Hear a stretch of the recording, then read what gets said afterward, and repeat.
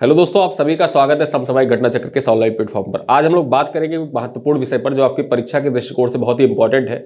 इस वीडियो में हम चर्चा करेंगे इसरो के स्पेडएक्स मिशन के बारे में। स्पेडएक्स मिशन जो है ये बहुत ही महत्वपूर्ण मिशन होने वाला है और ये बहुत महत्वपूर्ण मिशन इस क्रम में है कि जो भारत का खुद का लक्ष्य है 2035 तक जो अंतरिक्ष स्टेशन स्थापित करने का लक्ष्य है, उस लक्ष्य में उस कदम में पहला कदम ये साबित हो सकता है। इसमें जो स्पेडएक्स मिशन है इसमें हम डॉकिंग अनडॉकिंग की प्रक्रिया जो है उसको संचालित करेंगे और उस डॉकिंग अनडॉकिंग की प्रक्रिया को आप इस तरीके से समझ सकते हैं कि जैसे जो अंतरराष्ट्रीय अंतरिक्ष स्टेशन है वो सबसे बड़ा, अगर जो देखा जाए अंतरिक्ष में तो सबसे बड़ा मानव निर्मित कोई वस्तु है, ठीक है।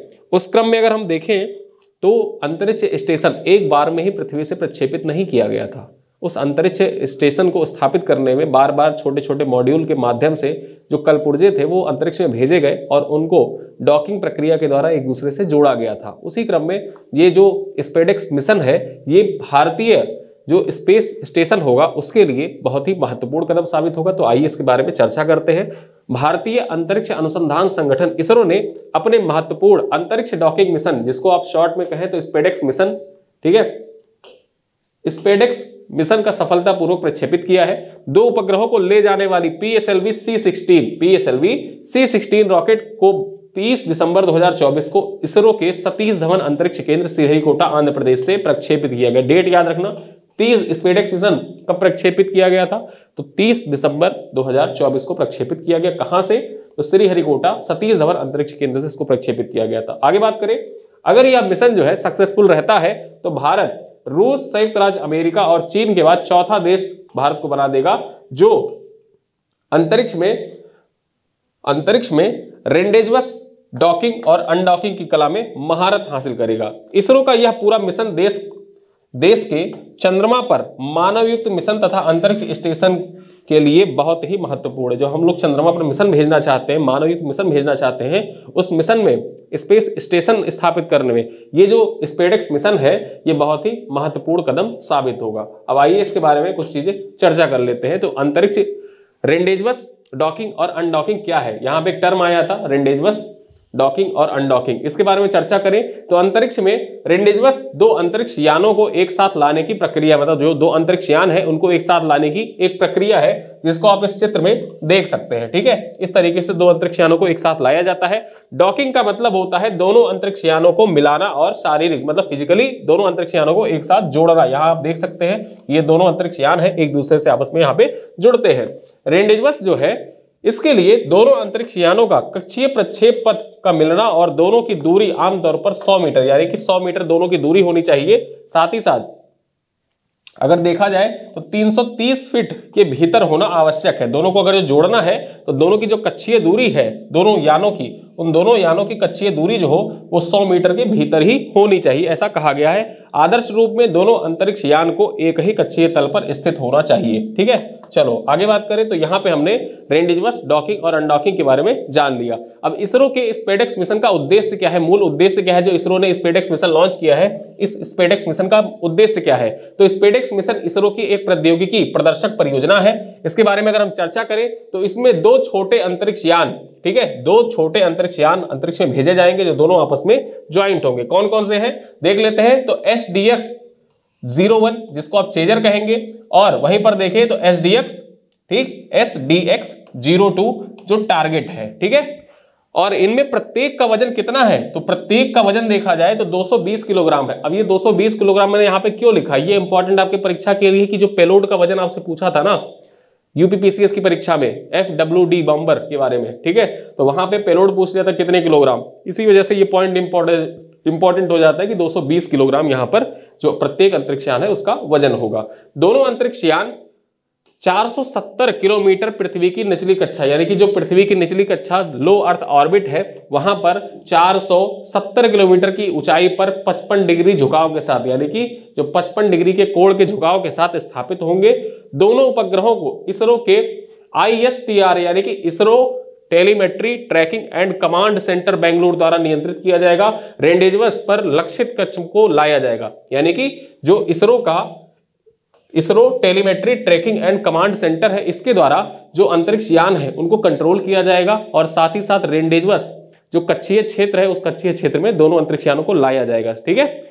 और जिसके बाद उनकी डॉकिंग होगी। उसके बाद चेजर उपग्रह को टारगेट उपग्रह के साथ डॉक करने का प्रयास किया जाएगा, यानी कि दोनों को जोड़ने का प्रयास किया जाएगा। जब दोनों जुड़ जाएंगे, सफल डॉकिंग के बाद इसरो दोनों उपग्रहों के बीच विद्युत शक्तियों का हस्तांतरण करेगा, यानी कि लाइट जो है वो मतलब जो विद्युत शक्तियां हैं उनको ट्रांसफर किया जाएगा और उसके बाद दोनों को अनडॉक भी कर दिया जाएगा। यानी कि देखा जाएगा कि जो रेंडेजवस है उसकी प्रक्रिया, उस प्रक्रिया के द्वारा दोनों को डॉक किया जाएगा, जोड़ा जाएगा एक दूसरे से, फिर दोनों को अलग करके भी देखा जाएगा, ठीक है।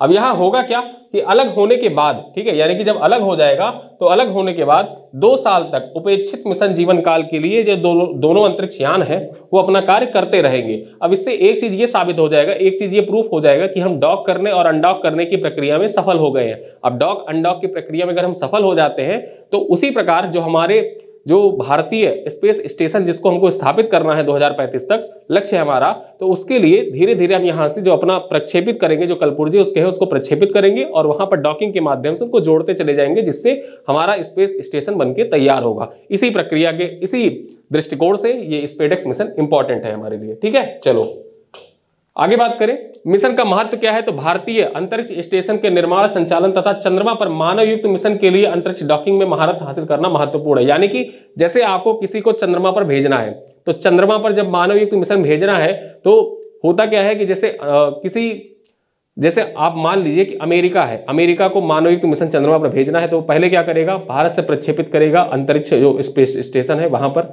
इस अंतरराष्ट्रीय स्पेस स्टेशन तक, फिर अंतरराष्ट्रीय स्पेस स्टेशन से चंद्रमा तक, ठीक है। तो उसी प्रकार जो भारतीय अंतरिक्ष स्टेशन है, ठीक है, उसके लिए तो अनडॉकिंग की प्रक्रिया इंपॉर्टेंट है ही, साथ साथ चंद्रमा पर मानवयुक्त मिशन भेजने के लिए भी डॉकिंग की प्रक्रिया में महारत हासिल करना इस मिशन का मूल उद्देश्य है, ठीक है। तो इतनी चीजें आपको समझ में आ गई होगी। यहाँ पर डॉकिंग अनडॉकिंग को बहुत अच्छे से फिगर के माध्यम से दर्शाया गया है।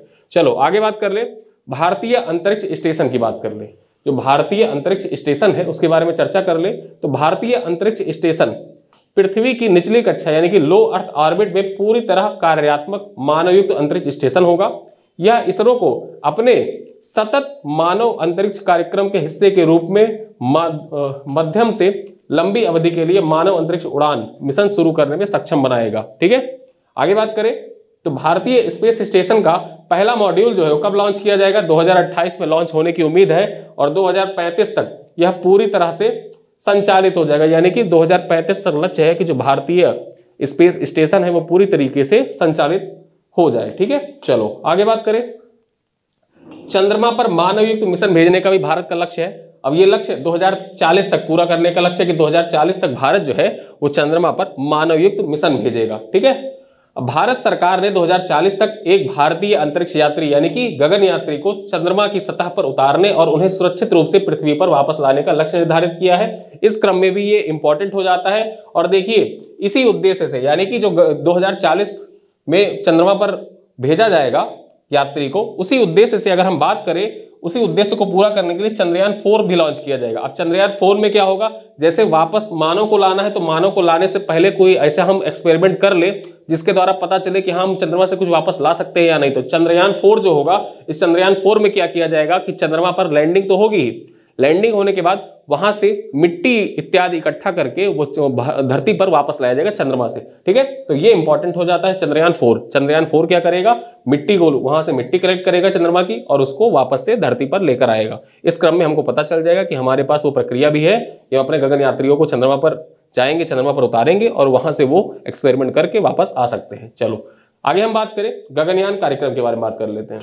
अब गगनयान कार्यक्रम जो है, इसरो के गगनयान कार्यक्रम को भारत सरकार के द्वारा 2018 में मंजूरी प्रदान की गई थी। गगनयान कार्यक्रम का उद्देश्य भारत को मानवयुक्त अंतरिक्ष उड़ान शुरू करने में आत्मनिर्भर बनाना है। बाद में गगनयान कार्यक्रम का दायरा बढ़ाकर 2035 तक भारतीय अंतरिक्ष स्टेशन नामक मानवयुक्त अंतरिक्ष स्टेशन के निर्माण और 2040 तक चंद्रमा पर मानवयुक्त मिशन के रूप में भी शामिल कर लिया गया। यानी कि पहले क्या था कि मानवयुक्त अंतरिक्ष उड़ान तक ही सीमित था, लेकिन बाद में क्या कर दिया गया, गगनयान कार्यक्रम का जो है दायरा बढ़ा दिया गया और दायरा बढ़ाने के साथ क्या किया गया कि 2035 तक जो भारतीय स्पेस स्टेशन लॉन्च किया जाएगा वो भी मानवयुक्त होगा और 2040 तक मानव युक्त अंतरिक्ष जो अंतरिक्ष में चंद्र मिशन लॉन्च किया जाएगा उस तक सीमित कर दिया गया। तो यहाँ पर गगनयान कार्यक्रम का जो दायरा था उसको बढ़ा दिया गया।